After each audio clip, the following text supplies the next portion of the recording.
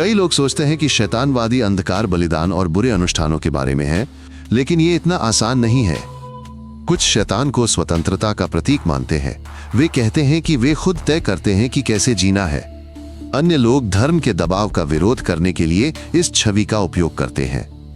ये कोई एक पंथ नहीं, बल्कि दर्जनों अलग अलग समूह हैं। कुछ के पास दर्शन है, कुछ के पास प्रदर्शन है, कुछ अधिकारों के लिए लड़ते हैं। और इस सब शोर के पीछे शायद ही कभी कुछ वास्तव में खतरनाक होता है।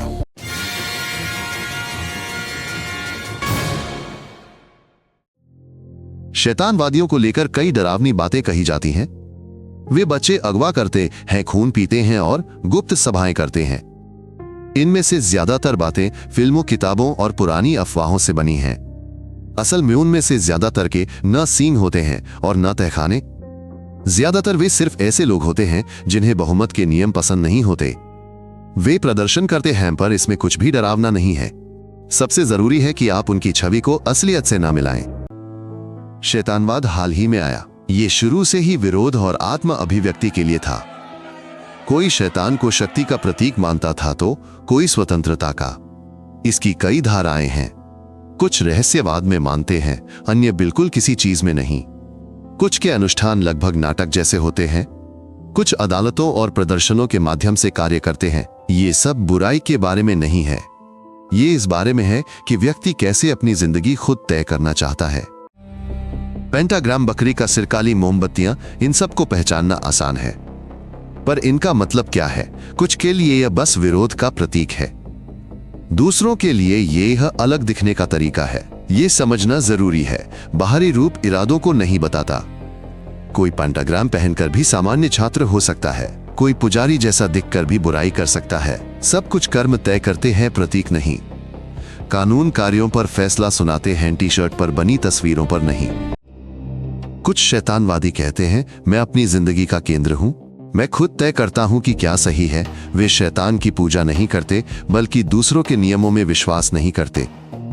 उन्हें ये विचार पसंद है, जैसे चाहो जियो, पर परिणामों की जिम्मेदारी लो। उनकी सोच तीखी लग सकती है, पर सार एक ही है, खुद के प्रति ईमानदार रहो, झूठ मत बोलो, पाखंडी मत बनो। वे फरिश्ते नहीं, पर राक्षस भी नहीं, बस आजादी को देखने का एक अलग नजरिया। अगर आप सोचते हैं कि हर रात कुछ भयानक होता है, तो ऐसा नहीं है। ज्यादातर अनुष्ठान प्रदर्शन जैसे होते हैं, मोमबत्तियां, मुखौटे, संगीत। कुछ लोग इससे जीवन के चरण पूरे करते हैं, जैसे बिछड़ना, नई नौकरी, बदलाव। ये जादू से ज्यादा मनोविज्ञान है। ये शक्ति महसूस करने और तनाव दूर करने में मदद करता है। समस्या तभी आती है जब अनुष्ठान के बहाने दूसरों को नुकसान पहुंचाया जाता है, तब ये अपराध है। कि दर्शन शास्त्र। ऐसे समय भी थे जब पूरी दुनिया घबराने लगती थी। टॉक शो, अखबारों में डरावनी खबरें, पंथ और अपहरण के आरोप। कई मामलों को बाद में गलत पाया गया, लोगों को रिहा कर दिया गया। ऐसा क्यों होता है? लोग अनजान बातों से डरते हैं। अगर कोई काले कपड़े पहने, मोमबत्तियां जलाए और अजीब शब्द कहे तो उसे तुरंत खतरनाक मान लिया जाता है, जबकि अक्सर ये सिर्फ एक खेल या दिखावा होता है। घबराहट एक पल की तरह फैलती है, एक क्षण में पूरा शहर डर जाता है। हाँ, यह शब्द डरावना लगता है, और हाँ भी कभी खबरों में ऐसी कहानियां आती हैं जहां कुछ ऐसा ही होता है, लेकिन ज्यादातर ऐसे मामले बेबुनियाद साबित होते हैं। पता चलता है कि या तो मानसिक बीमारी थी या फिर मनगढ़ंत बातें थीं। पंजीकृत शैतानी समूह खुले तौर पर कहते हैं, कोई हिंसा नहीं, केवल चुनाव की स्वतंत्रता। तो जब ऐसी कहानियां सुने तो सवाल पूछें, सबूत कहां है, किसने देखा और मामला कैसे खत्म हुआ? इंटरनेट ऐसी कहानियों से भरा है कि अमीर और ताकतवर गुप्त अनुष्ठानों में शामिल होते हैं, पर अगर जांच करो तो सब बिखर जाता है। वही पुरानी तस्वीरें, अफवाहें और अटकलें मिलती हैं। अमीरों में अपराधी भी होते हैं, पर उन्हें कानून तोड़ने के लिए शैतान की जरूरत नहीं होती।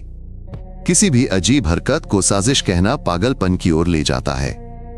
बेहतर होगा कि तथ्यों की जांच करें, या ये सिर्फ एक डरावनी कहानी है? तथ्य वो है जब दस्तावेज गवाह अदालत हो, और अफवाह वो है जब एक बूढ़ी औरत ने कहा। शैतानवाद की दुनिया में कई भावना, डरावनी कहानियां और चमकीले चित्र हैं, लेकिन अगर आप सच जानना चाहते हैं तो ठोस सबूत ढूंढें। नकाब वाली तस्वीर कोई सबूत नहीं है। चिल्लाने वाले वीडियो भी हमेशा वैसे नहीं होते जैसे लगते हैं। प्रदर्शन और अपराध के बीच अंतर करना सीखें। ये एक ऐसा कौशल है जो किसी भी विषय में काम आएगा। कुछ के लिए यह आजादी का ऐलान है, मैं स्वतंत्र हूं, मुझे दूसरों के नियम नहीं चाहिए। दूसरों के लिए यह महज सौंदर्य और शैली है। कुछ औरों के लिए यह ऐसे समाज में खुद होने का संघर्ष है जहां सब कुछ दूसरों के नियमों से तय होता है। कोई चाहता है कि कानून सभी धर्मों के लिए एक जैसे हों, कोई बस अपनी पहचान से खेल रहा है।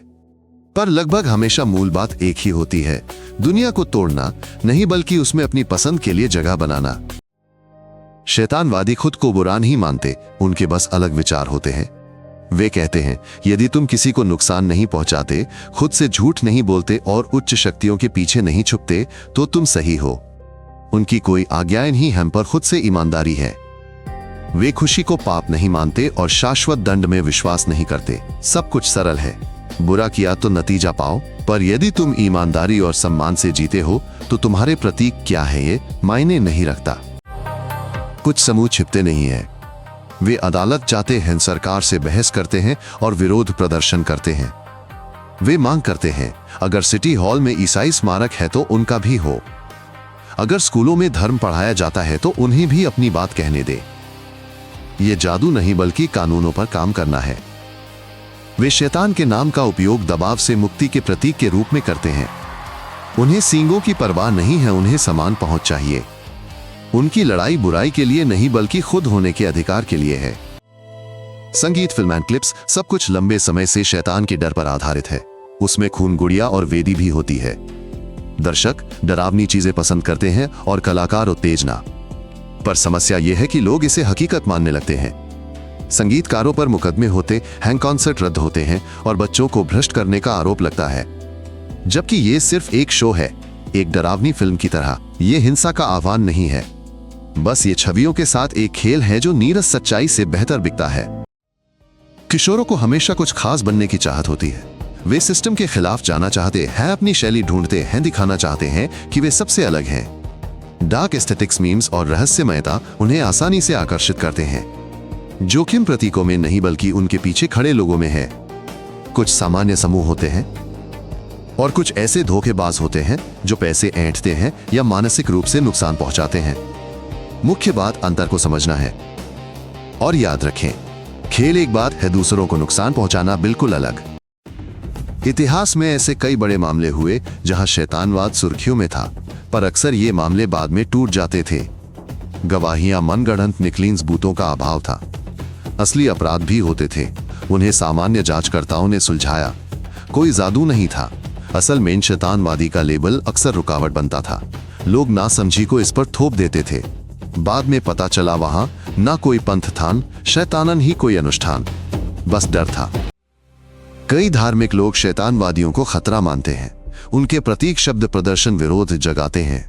पर शैतानवादी कहते हैं हमारी अपनी आजादी है, हमें अपनी राय रखने का हक है।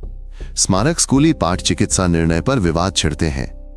कभी कभी बात अदालत तक पहुंच जाती है। यह अच्छाई बुराई का युद्ध नहीं है, यह सीमाओं का विवाद है।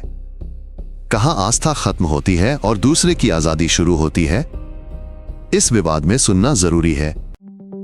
यह हमेशा हाशिए पर पड़े लोग या अजीबोगरीब नहीं होते। अक्सर ये सिर्फ समझदार लोग होते हैं जिन्हें दोहरी नैतिकता पसंद नहीं। वे दूसरों के नियमों के आगे झुके बिना ईमानदारी से जीना चाहते हैं। किसी के लिए ये एक दर्शन है, किसी के लिए ये एक शैली है। कोई खुद को व्यक्त करना चाहता है, कोई अपने जैसों को खोजना चाहता है। मुख्य बात यह है कि सभी को एक साथ ना मिलाएं। कुछ सुरक्षित समूह होते हैं और कुछ जहरीले, किसी भी अन्य विचारधारा की तरह। अमेरिका में उनकी चर्चा ज्यादा होती है, वहां ज्यादा मुकदमे, प्रदर्शन और घोटाले होते हैं। यूरोप में यह शांत है। जिन देशों में धर्म बहुत प्रबल है वहां शैतानवादियों से डरते हैं। उन्हें अक्सर पंथों से भी भ्रमित करते हैं, कहीं उन्हें प्रतिबंधित करते हैं, कहीं उन्हें गंभीरता से नहीं लेते। हर जगह इनका दायरा छोटा है, पर इनकी छवि बहुत आकर्षक है। इसकी चर्चा संगठनों से भी ज्यादा होती है। उनकी कलात्मकता काम करती है, इसलिए वे असल से ज्यादा लगते हैं।